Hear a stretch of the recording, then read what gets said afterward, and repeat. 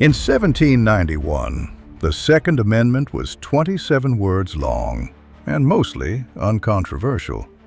Today, those same 27 words can end friendships, win elections, and fuel entire media ecosystems. So what changed?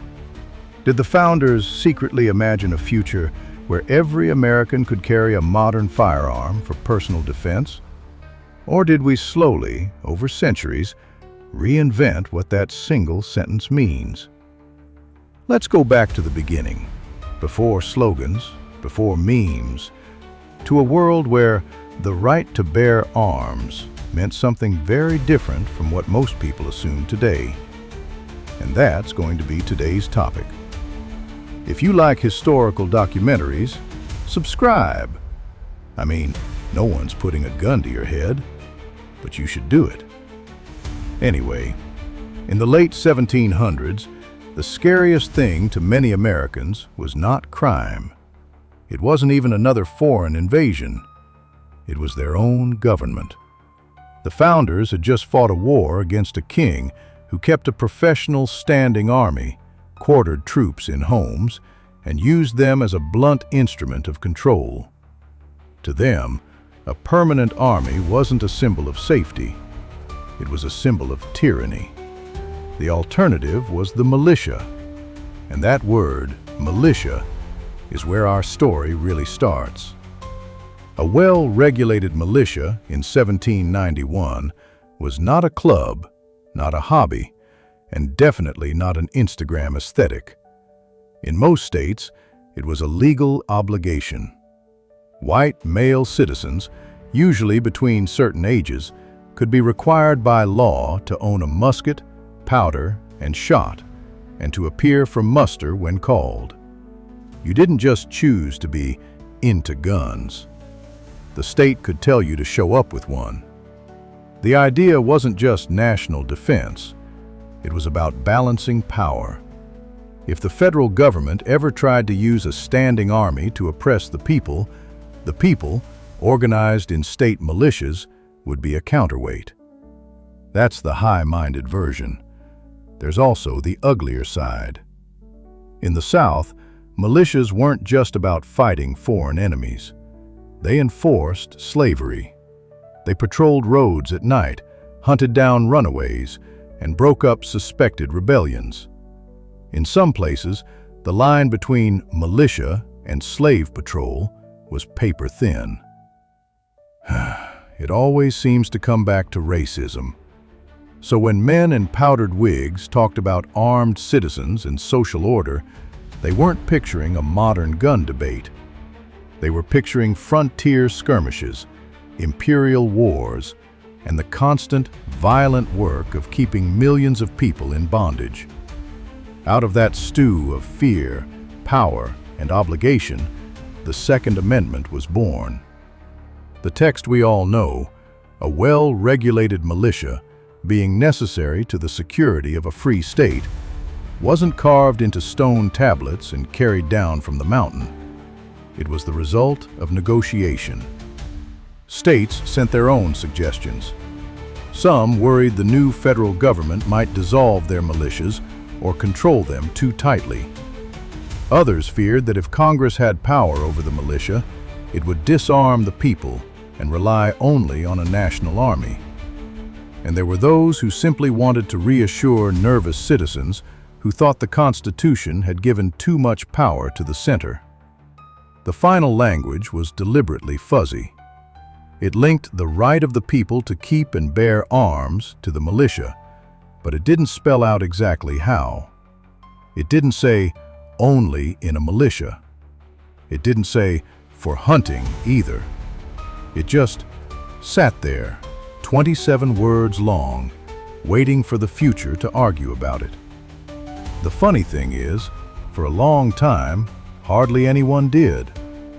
If you jump ahead into the 1800s, you find a country that is, in many ways, armed to the teeth, but not obsessed with the Second Amendment. Guns are present, but they're expensive and not always reliable. Black powder fouls the barrel, misfires are common, and reloading is slow. A gun is a tool, something you might use for hunting, self-defense, or war, but not necessarily a core part of your identity. Meanwhile, local and state governments are not shy about regulating weapons. Some places ban concealed carry. Others prohibit bringing guns to polling places, churches, or courthouses. Cities pass laws about how and where you can store gunpowder, because a single accident could take out an entire block. None of this sparks a massive constitutional crisis.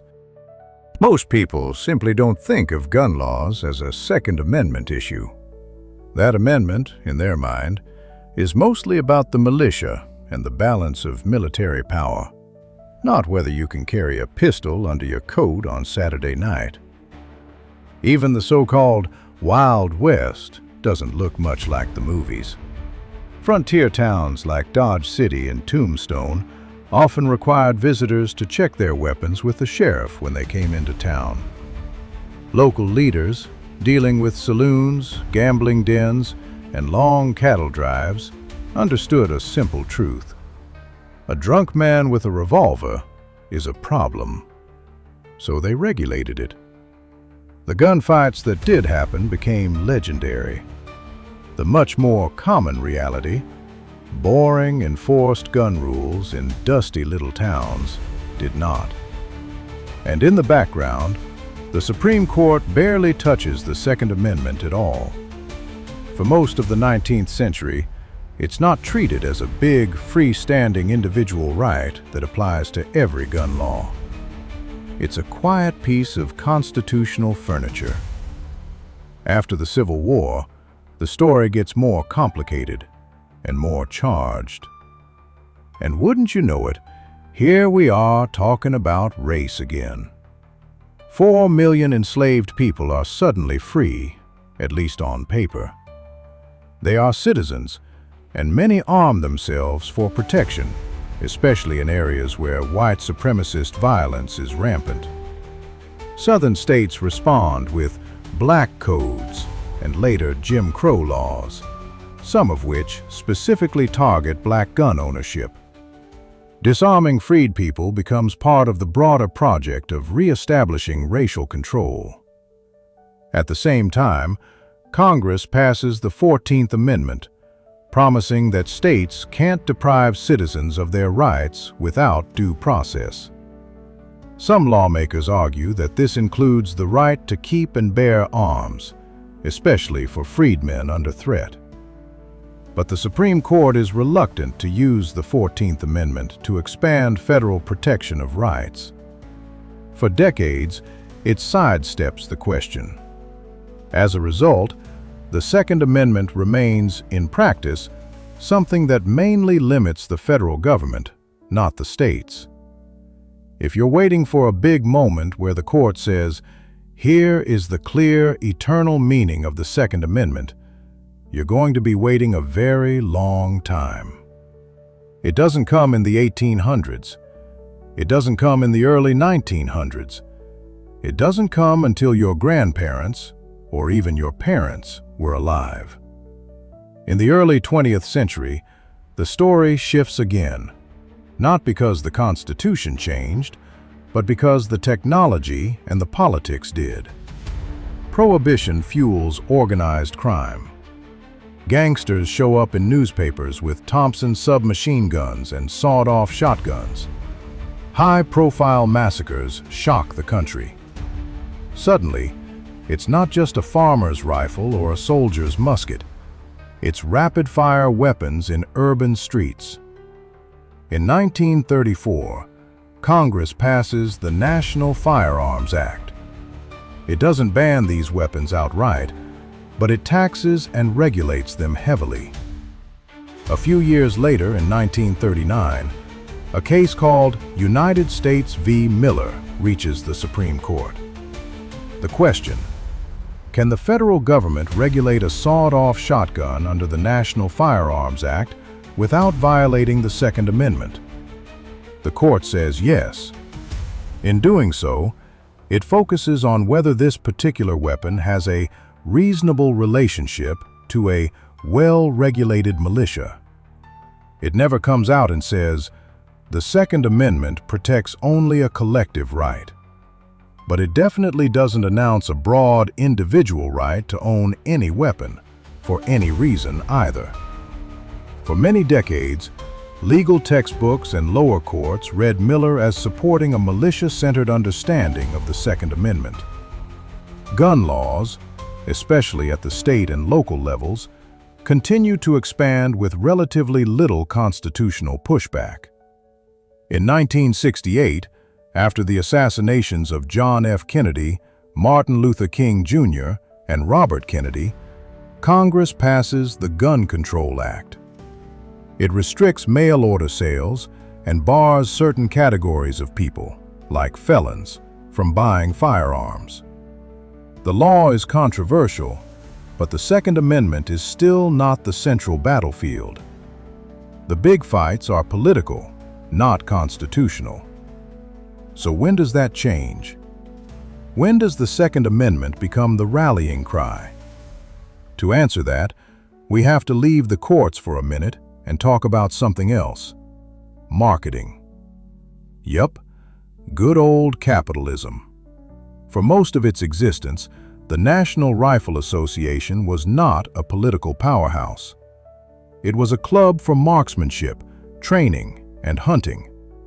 Its magazine had more articles about competition shooting and deer season than about Supreme Court doctrine.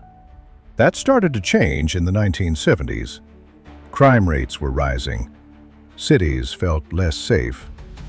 The culture was shifting on issues like crime, race, and the role of government.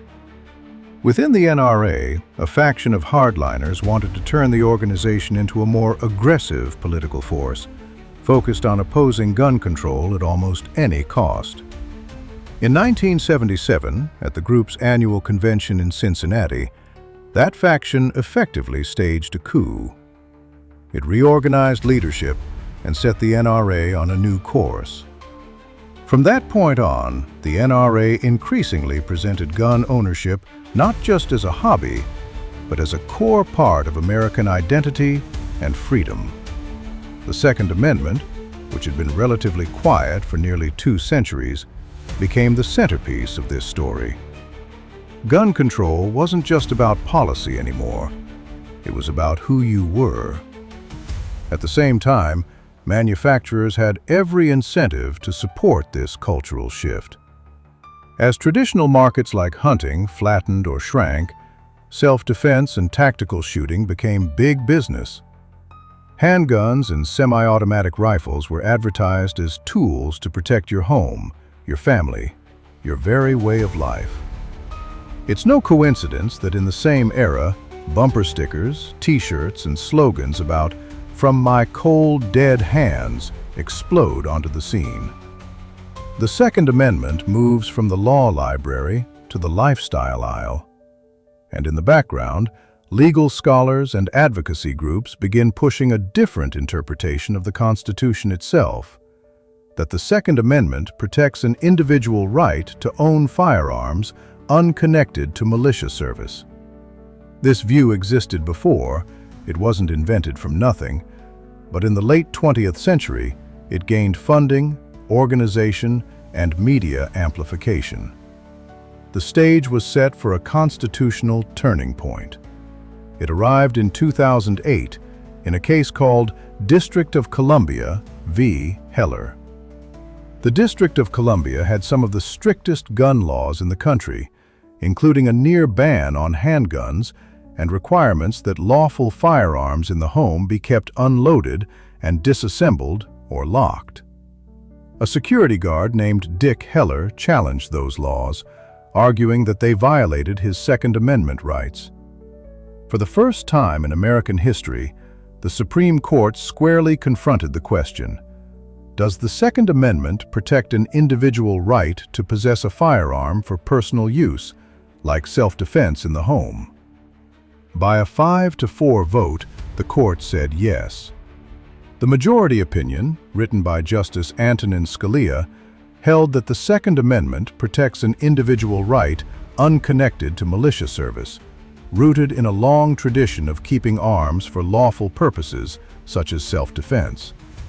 It also said that this right, like all rights, is not unlimited.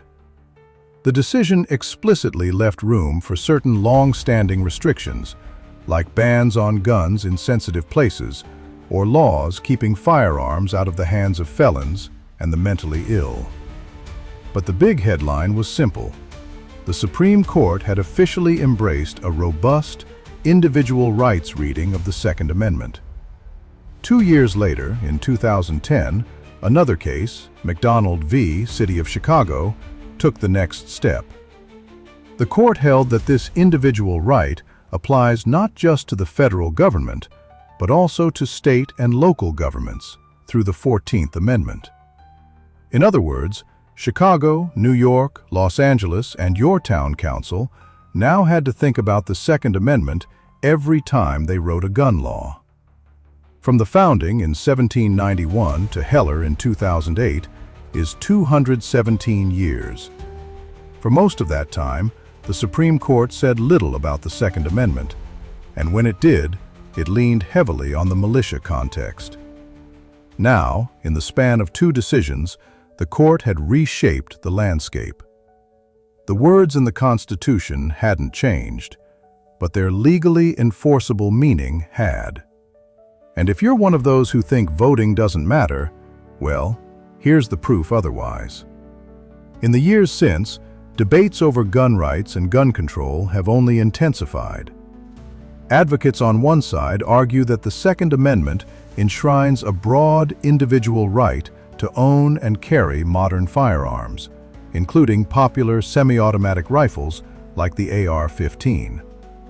They see this right as essential not just for hunting or sport, but for self-defense, and, in some more radical rhetoric, as a last-ditch safeguard against tyranny. Advocates on the other side argue that widespread availability of these weapons, especially in a country plagued by mass shootings, is a public health disaster. They point to other wealthy democracies with stricter laws and far lower gun death rates, and ask why the United States can't follow suit. Both sides invoke history. Both sides quote the founders. Both sides claim to be defending the real meaning of the Second Amendment. But here's the uncomfortable truth. History doesn't provide a simple, one-sentence answer. The founders lived in a world of slow-loading muskets, state-run militias, slave patrols, and frontier warfare. They did not, and could not, imagine a world where a single individual could fire dozens of rounds in seconds at a crowded concert or classroom. On the other hand, they also didn't write the First Amendment assuming that the press would always mean quill pens and hand-operated printing presses.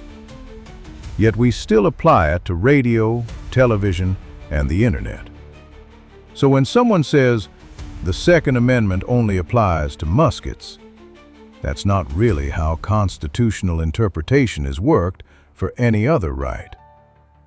At the same time, when someone says the founders clearly wanted every individual to own whatever weapon they want with no restrictions, that's not true either.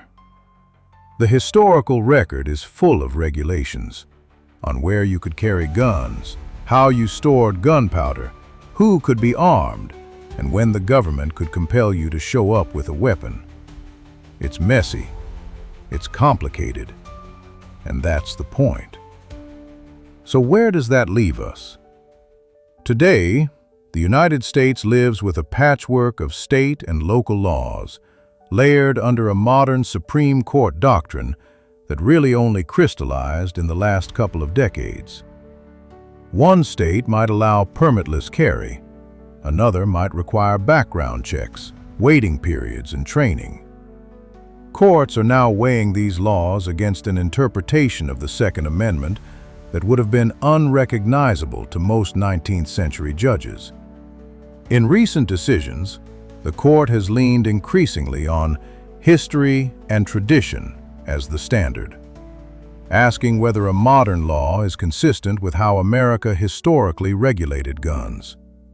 That means the fight over the Second Amendment is now, in a very literal sense, a fight over what history counts and how we tell it. Was the amendment about militias or individuals? Was it about resisting tyranny or enforcing slavery? Was it meant to enable widespread private gun ownership or to empower governments to organize armed citizens under strict rules? The honest answer is yes. It was about all of those things, in different ways, for different people. The Second Amendment is not a sacred text that descended perfectly formed. It's a political compromise from the 1790s layered over with 2 centuries of fear, violence, lawmaking, and, eventually, marketing. We didn't just inherit it, we edited it, through statutes, court cases, and culture, again and again. And as Americans, we love to reinvent, reinterpret, and evolve our culture, even if it doesn't seem like it at the time. So when someone tells you, the founders obviously meant X, and that settles everything, be suspicious. They might be telling you more about their own politics than about the past. Because the real story of the Second Amendment isn't just about guns. It's about who we think we are, what we're afraid of, and how far we're willing to go to feel safe. And that story isn't finished yet. Thanks for watching. If you like this content, we have more American history where that came from. Check out our American History playlist, subscribe, like, share, start a fan club, become obsessed with me, and then send me death threats. That's what every YouTuber strives for after all. Okay, see you next week.